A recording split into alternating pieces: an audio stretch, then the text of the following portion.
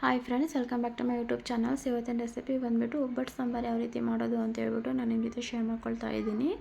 So ನಿಮ್ಗೆ ಏನಾದರೂ ಒಬ್ಬಟ್ಟು ಮಾಡೋದು ಯಾವ ರೀತಿ ಅಂತ ಹೇಳ್ಬಿಟ್ಟು ಆ ವಿಡಿಯೋ ಬೇಕು ಅಂದರೆ ನಾನೊಂದು ವಿಡಿಯೋನ ಹಾಕಿದ್ದೀನಿ, ಅಪ್ಲೋಡ್ ಮಾಡಿದ್ದೀನಿ. ನಿನ್ನೆ ಬೇಕಂದ್ರೆ ಹೋಗ್ಬಿಟ್ಟು ಚೆಕ್ ಮಾಡಿ.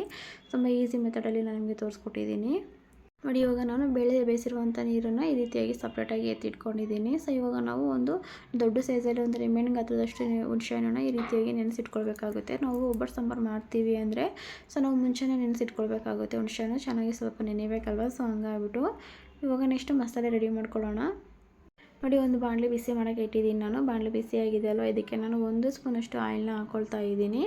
ಸೊ ಇವಾಗ ಒಂದು ಮೀಡಿಯಮ್ ಸೈಜ್ ಈರುಳ್ಳಿನ ಈ ರೀತಿಯಾಗಿ ಚಿಕ್ಕದಾಗಿ ಕಟ್ ಮಾಡಿಬಿಟ್ಟು ಹಾಕ್ಕೊಳ್ಬೇಕು. ಸೊ ಈ ರೀತಿಯಾಗಿ ಸ್ವಲ್ಪ ಲೈಟಾಗಿ ಫ್ರೈ ಮಾಡಿಕೊಂಡ್ರೆ ಸಾಕು. ಸ್ವಲ್ಪ ಈರುಳ್ಳಿ ಕಲರ್ ಚೇಂಜ್ ಆದರೆ ಸಾಕು. ಈ ರೀತಿಯಾಗಿ ನಾವು ಲೋ ಫ್ಲೇಮಲ್ಲಿ ಇಟ್ಕೊಂಡು ಆದಷ್ಟು ಮಾಡ್ಕೊಳ್ಳಿ. ಯಾಕಂದರೆ ಎಣ್ಣೆಯಲ್ಲಿ ಮಾಡ್ಕೊಳ್ಳೋದ್ರಿಂದ ನಮಗೆ ಎಣ್ಣೆ ಸಿಡಿಯೋಂಥ ಚಾನ್ಸಸ್ ಇರುತ್ತೆ. ಅದಕ್ಕೋಸ್ಕರ ಹುಷಾರಾಗಿ ನೋಡಿಕೊಂಡು ಮಾಡ್ಕೊಳ್ಳಿ ನೋಡಿ. ಇವಾಗ ಈ ರೀತಿಯಾಗಿ ಫ್ರೈ ಮಾಡಿಕೊಂಡ್ರೆ ಸಾಕು. ಇವಾಗ ಈರುಳ್ಳಿ ಫ್ರೈ ಆಗಿದೆ. ಇವಾಗ ಸೈಡಲ್ಲಿ ಎತ್ತಿಟ್ಕೊಳ್ಳೋಣ, ಪ್ಲೇಟಲ್ಲಿ ಹಾಕ್ಬಿಟ್ಟು ಎತ್ತಿಟ್ಕೊಳ್ಳೋಣ. ನೆಕ್ಸ್ಟು ಇದೇ ಬಾಣಲಿಗೆ ನಾನು ಇವಾಗ ಒಂದು ಚಿಕ್ಕದೊಂದು ಮೀಡಿಯಮ್ ಸೈಜ್ ಟೊಮೊಟೊನ ಕಟ್ ಮಾಡಿಬಿಟ್ಟು ಹಾಕ್ಕೊಳ್ತಾ ಇದ್ದೀನಿ. ಸೊ ಅದೇ ಆಯಿಲಲ್ಲೇ, ಜಾಸ್ತಿ ಎಕ್ಸ್ಟ್ರಾ ಏನೂ ಆಯಿಲ್ ಹಾಕಿಲ್ಲ ನಾನು. ಸೊ ಎರಡು ಕಡೆನೂ ತಿರ್ಸ್ಕೊಬಿಟ್ಟು ಈ ರೀತಿಯಾಗಿ ನಾವು ಟೊಮೊಟೊನ ಫ್ರೈ ಮಾಡ್ಕೊಳ್ಬೇಕು. ಸ್ವಲ್ಪ ಲೈಟಾಗಿ ಫ್ರೈ ಆದರೆ ಸಾಕು ಅಷ್ಟೇ. ಸೊ ಹಸಿ ಸ್ಮೆಲ್ ಏನಿರುತ್ತಲ್ವ ಅದು ಸ್ವಲ್ಪ ಹೋದರೆ ಸಾಕು ಅಷ್ಟೇ. ಈ ರೀತಿಯಾಗಿ ನಾವು ಎರಡು ಕಡೆಯೂ ತಿರ್ಸ್ಕೊಂಡು ಈ ರೀತಿಯಾಗಿ ಫ್ರೈ ಮಾಡಿಕೊಂಡು ನಾವು ಇವಾಗ ಒಂದು ಪ್ಲೇಟಲ್ಲಿ ಹಾಕ್ಬಿಟ್ಟು ಎತ್ತಿಟ್ಕೊಳ್ಬೇಕಾಗುತ್ತೆ ನೋಡಿ. ಫ್ರೈ ಆಗಿದೆ ಅಲ್ವಾ, ಇವಾಗ ಒಂದು ಪ್ಲೇಟಲ್ಲಿ ಹಾಕ್ಬಿಟ್ಟು ಎತ್ತಿಟ್ಕೊಳ್ಳೋಣ. ಸೊ ನೆಕ್ಸ್ಟ್ ಇವಾಗ ನಾನು ಇದೇ ಬಾಣಲಿಗೆ ನಾನು ಒಂದು ಅರ್ಧ ಹಿಡಿಯಷ್ಟು ನಾನು ಬೆಳ್ಳುಳ್ಳಿನ ಹಾಕ್ಕೊಳ್ತಾ ಇದ್ದೀನಿ. ಸ್ವಲ್ಪ ನಾವು ಒಬ್ಬಟ್ಟು ಸಾರು ಮಾಡೋದ್ರಿಂದ ಸ್ವಲ್ಪ ಬೆಳ್ಳುಳ್ಳಿ ಸ್ವಲ್ಪ ಜಾಸ್ತಿ ಇದ್ರೇ ಚೆನ್ನಾಗಿರುತ್ತೆ. ಯಾಕಂದರೆ ಸ್ವಲ್ಪ ಶೀತ ಈ ಥರ ಕೆಮ್ಮು ಈ ಥರ ಎಲ್ಲ ಇರುತ್ತಲ್ವ. ಸೊ ಆರೋಗ್ಯಕ್ಕೆ ತುಂಬಾ ಒಳ್ಳೆಯದು ಅಂತಲೇ ಹೇಳ್ಬೋದು ಇದು ಸಾಂಬಾರು. ಸೊ ಈ ರೀತಿಯಾಗಿ ಮಾಡೋದ್ರಿಂದ ನಾವು ಸ್ವಲ್ಪ ಬೆಳ್ಳುಳ್ಳಿ ಜಾಸ್ತಿ ಹಾಕ್ಕೊಂಡು ಮಾಡ್ಕೊಳ್ಬೇಕಾಗುತ್ತೆ. ಸೊ ಬೆಳ್ಳುಳ್ಳಿನೇ ಅಷ್ಟೇ ಲೈಟಾಗಿ ಈ ರೀತಿಯಾಗಿ ಫ್ರೈ ಮಾಡ್ಕೊಳ್ಳಿ ಸಾಕು. ಜಾಸ್ತಿ ಏನು ಫ್ರೈ ಮಾಡ್ಕೊಳ್ಳೋಕೆ ಹೋಗಬೇಡಿ. ಇವಾಗ ಒಂದು ಪ್ಲೇಟಲ್ಲಿ ಹಾಕ್ಕೊಬಿಟ್ಟು ಎತ್ತಿಟ್ಕೊಳ್ಬೇಕು. ನೆಕ್ಸ್ಟು ಇದೇ ಬಾಣಲಿಗೆ ನಾನಿವಾಗ ಒಂದು ಅರ್ಧ ಸ್ಪೂನಷ್ಟು ಕಾಳು ಮೆಣಸು ಹಾಕ್ಕೊಂಡಿದ್ದೀನಿ ಮತ್ತು ಒಂದು 3 ಚಕ್ಕೆ ಹಾಕ್ಕೊಂಡಿದ್ದೀನಿ. ಸೊ ಕಾಳು ಮೆಣಸು ಅಷ್ಟೇ ಅಲ್ವಾ, ಸೊ ಶೀತಕ್ಕೆಲ್ಲ ತುಂಬಾ ಒಳ್ಳೆಯದು. ಸೊ ಹಂಗಾಗ್ಬಿಟ್ಟು ನಾನು ಇಲ್ಲಿ ಒಂದು ಅರ್ಧ ಸ್ಪೂನ್ ತೊಗೊಂಡಿದ್ದೀನಿ. ಬೇಕಂದರೆ 1 ಸ್ಪೂನಷ್ಟು ಸಮೇತನೂ ನಿಮಗೇನಾದರೂ ಖಾರ ಜಾಸ್ತಿ ಬೇಕು ಅಂದರೆ 1 ಸ್ಪೂನಷ್ಟು ಹಾಕ್ಕೊಳ್ಬೋದು. ನೆಕ್ಸ್ಟ್ ಇವಾಗ ಇದ್ರ ಜೊತೆಗೆ ನಾನಿವಾಗ ಒಂದು ಅರ್ಧ ಕಪ್ಪಷ್ಟು ಕೊಬ್ಬರಿ ತುರಿನ ಹಾಕ್ಕೊಳ್ತಾ ಇದ್ದೀನಿ. ಸೊ ನೀವು ಬೇಕಂದರೆ ಹಸಿ ತೆಂಗಿನಕಾಯಿನ ಸಮೇತನೂ ಹಾಕ್ಕೊಳ್ಬೋದು. ಸೊ ನಾನಿಲ್ಲಿ ಕೊಬ್ಬರಿನ ತುರಿದ್ಬಿಟ್ಟು ಈ ರೀತಿಯಾಗಿ ಹಾಕ್ಕೊಂಡಿದ್ದೀನಿ. ಸೊ ಇದನ್ನು ಅಷ್ಟೇ ಕೊಬ್ಬರಿನ ಲೈಟಾಗಿ ಫ್ರೈ ಮಾಡಿಕೊಂಡ್ರೆ ಸಾಕು ಅಷ್ಟೇ, ಜಾಸ್ತಿ ಏನಿಲ್ಲ. ಸೊ ಲೋ ಫ್ಲೇಮಲ್ಲಿ ಇಟ್ಕೊಂಡು ಫ್ರೈ ಮಾಡ್ಕೊಳ್ಳಿ. ನೆಕ್ಸ್ಟು ಒಂದು ಅರ್ಧ ಹಿಡಿಯಷ್ಟು ನಾನಿಲ್ಲಿ ಕೊತ್ತಂಬರಿ ಸೊಪ್ಪನ್ನು ಹಾಕ್ಕೊಳ್ತಾ ಇದ್ದೀನಿ ಮತ್ತು ಒಂದು ಸ್ವಲ್ಪ ಹಸಿ ಕರಿಬೇವನ್ನು ಹಾಕ್ಕೊಳ್ತಾ ಇದ್ದೀನಿ. ಸೊ ಇಷ್ಟನ್ನು ಹಾಕ್ಕೊಬಿಟ್ಟು ನಾವಿವಾಗ ಲೋ ಫ್ಲೇಮಲ್ಲಿ ಇಟ್ಕೊಂಡು ಸ್ವಲ್ಪ ಲೈಟಾಗಿ ಫ್ರೈ ಮಾಡಿಕೊಂಡ್ರೆ ಸಾಕು ಅಷ್ಟೇ ನೋಡಿ. ಈ ರೀತಿಯಾಗಿ ಸ್ವಲ್ಪ ಲೈಟಾಗಿ ಫ್ರೈ ಮಾಡ್ಕೊಳ್ಳಿ.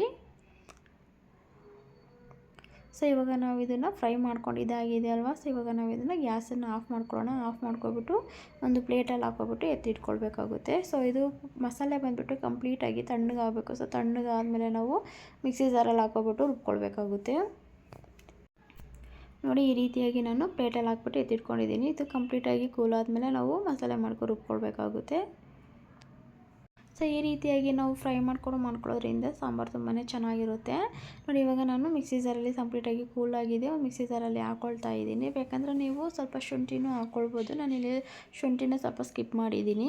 ಇಲ್ಲಿ ಒಂದು 2 ಸ್ಪೂನಷ್ಟು ನಾನಿಲ್ಲಿ ಜೀರಿಗೆನ ಹಾಕ್ಕೊಳ್ತಾ ಇದ್ದೀನಿ. ಸೊ ಜೀರಿಗೆನೂ ಅಷ್ಟೇ ಅಲ್ವಾ, ಆರೋಗ್ಯಕ್ಕೆ ತುಂಬಾ ಒಳ್ಳೆಯದು. ಸೊ ತಂಪು ಅಲ್ವಾ ಜೀರಿಗೆ, ಅದಕ್ಕೋಸ್ಕರ ಒಂದು 2 ಸ್ಪೂನಷ್ಟು ಹಾಕ್ಕೊಂಡಿದ್ದೀನಿ. ನೀವು ಬೇಕಂದರೆ 1 ಸ್ಪೂನ್ ಹಾಕ್ಕೊಳ್ಬೋದು. ನಾನಿಲ್ಲಿ 1.5 ಸ್ಪೂನಷ್ಟು ಧನಿಯಾ ಪುಡಿ ಹಾಕ್ಕೊಳ್ತಾ ಇದ್ದೀನಿ. ಸೊ ನಿಮಗೆ ಧನಿಯಾ ಪುಡಿ ಬದಲಾಗಿ ನೀವು ಸಾಂಬಾರು ಪುಡಿನೂ ಹಾಕ್ಕೊಳ್ಬೋದು. ನೆಕ್ಸ್ಟ್ ಇದಕ್ಕೆ ನಾನು ಒಂದು 1/4 ಸ್ಪೂನಷ್ಟು ಖಾರದ ಪುಡಿ ಹಾಕ್ಕೊಳ್ತಾ ಇದ್ದೀನಿ. ಖಾರ ನೋಡಿಬಿಟ್ಟು ನಿಮಗೆ ಎಷ್ಟು ಬೇಕೋ ಅಷ್ಟು ಖಾರ ನೋಡಿಬಿಟ್ಟು ನೀವು ಖಾರದ ಪುಡಿನ ಹಾಕ್ಕೊಳ್ಳಿ.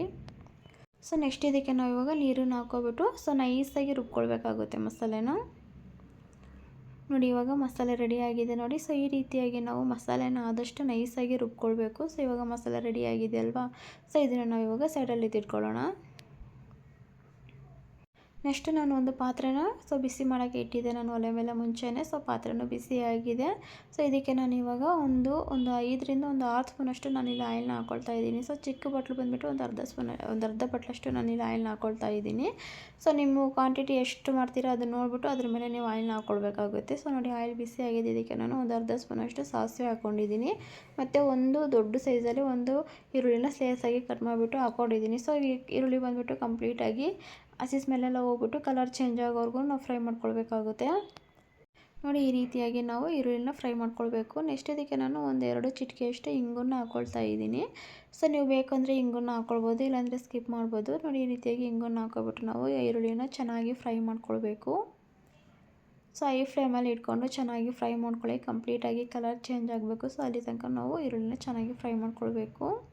ನೋಡಿ ಇವಾಗ ಕಂಪ್ಲೀಟಾಗಿ ಈರುಳ್ಳಿ ಕಲರ್ ಚೇಂಜ್ ಆಗಿದೆ ಅಲ್ವಾ. ಸೊ ಇದಕ್ಕೆ ನಾವಿವಾಗ ರುಬ್ಬಿಟ್ಕೊಂಡಿರುವಂಥ ಮಸಾಲೆನ ಹಾಕ್ಕೊಬಿಟ್ಟು ಒಂದು ಸಲ ಚೆನ್ನಾಗಿ ಮಿಕ್ಸ್ ಮಾಡ್ಕೊಳ್ಳಿ.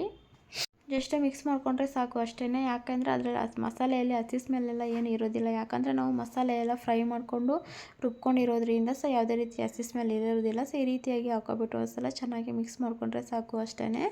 ಇವಾಗ ನಾನು ಅದೇ ಜಾರಿಗೇ ಸ್ವಲ್ಪ ನೀರನ್ನು ಹಾಕ್ಕೊಳ್ತಾ ಇದ್ದೀನಿ. ಸೊ ಈ ರೀತಿಯಾಗಿ ನಾವು ಸಾಂಬಾರನ್ನ ಮಾಡೋದ್ರಿಂದ ಸೊ ತುಂಬಾ ರುಚಿಯಾಗಿರುತ್ತೆ ಮತ್ತು ಮಾಡೋ ಮೆಥಡು ಸಮೇತನೂ ತುಂಬಾ ಈಸಿಯಾಗಿದೆ. ಸೊ ಪ್ರತಿಯೊಬ್ಬರಿಗೂ ಸಮೇತನೂ ಇಷ್ಟ ಆಗುತ್ತೆ ಈ ರೀತಿಯಾಗಿ ಒಂದು ಸಾಂಬಾರನ್ನ ಮಾಡೋದ್ರಿಂದ. ಸೊ ನೀವು ಮನೇಲಿ ಟ್ರೈ ಮಾಡಿ, ಖಂಡಿತ ಎಲ್ಲರೂ ಇಷ್ಟಪಟ್ಬಿಟ್ಟು ತಿಂತಾರೆ. ನೋಡಿ ಇವಾಗ ನಾನು ಬೇಳೆ ಬೇಯಿಸಿರುವಂಥ ನೀರನ್ನು ಸಮೇತನೂ ಹಾಕ್ಕೊಳ್ತಾ ಇದ್ದೀನಿ. ಸೊ ಹಾಕ್ಕೊಬಿಟ್ಟು ಒಂದು ಸಲ ಚೆನ್ನಾಗಿ ಮಿಕ್ಸ್ ಮಾಡ್ಕೊಳ್ಳಿ. ಈ ರೀತಿಯಾಗಿ ಚೆನ್ನಾಗಿ ಮಿಕ್ಸ್ ಮಾಡ್ಕೊಳ್ಬೇಕಾಗುತ್ತೆ. ನೋಡಿ ಇವಾಗ ನನಗೆ ಸಾಂಬಾರು ಬಂದುಬಿಟ್ಟು ಗಟ್ಟಿ ಅಂತ ಹೇಳ್ಬಿಟ್ಟು ಅನ್ನಿಸ್ತಾ ಇದೆ. ಸೊ ಹಂಗಾಗಿ ನಾನು ಇವಾಗ ಇದಕ್ಕೆ ಒಂದು 2 ಗ್ಲಾಸಷ್ಟು ನೀರನ್ನು ಹಾಕ್ಕೊಳ್ತಾ ಇದ್ದೀನಿ.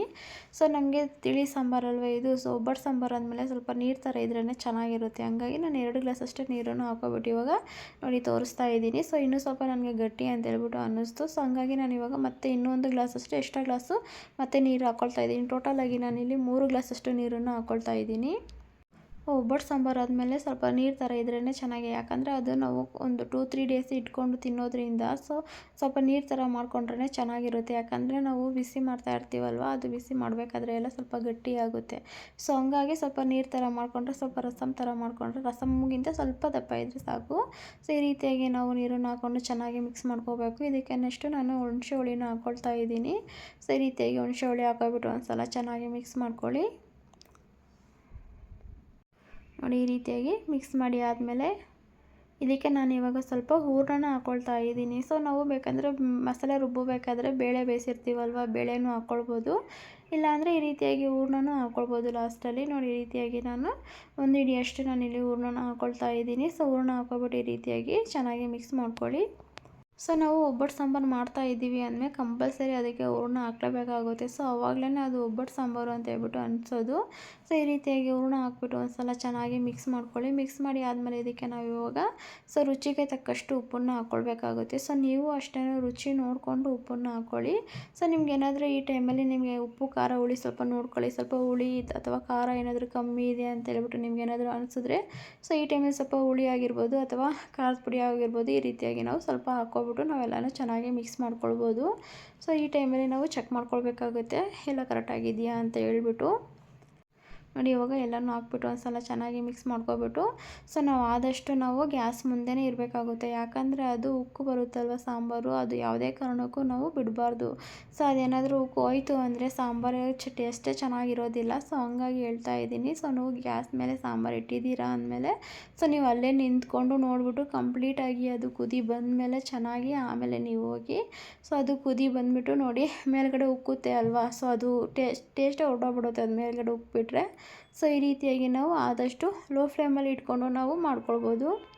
ನೋಡಿ ಈ ರೀತಿಯಾಗಿ ನಾವು ಸೊ ಎಲ್ಲ ಹಾಕಿ ಆದಮೇಲೆ ಫೈನಲಾಗಿ ನಮಗೆ 1 ಕುದಿ ಇಲ್ಲಾಂದರೆ 2 ಕುದಿ ಬಂದರೆ ಸಾಕು ಅಷ್ಟೇ. ಸೊ ಜಾಸ್ತಿ ಕುದಿಸ್ಕೊಳ್ಳೋ ಅವಶ್ಯಕತೆಯೂ ಇರೋದಿಲ್ಲ. ಸೊ ನಾವಿಲ್ಲಿ 1-2 ಕುದಿನ ಕುದಿಸ್ಕೊಳ್ತಾ ಇದ್ದೀನಿ.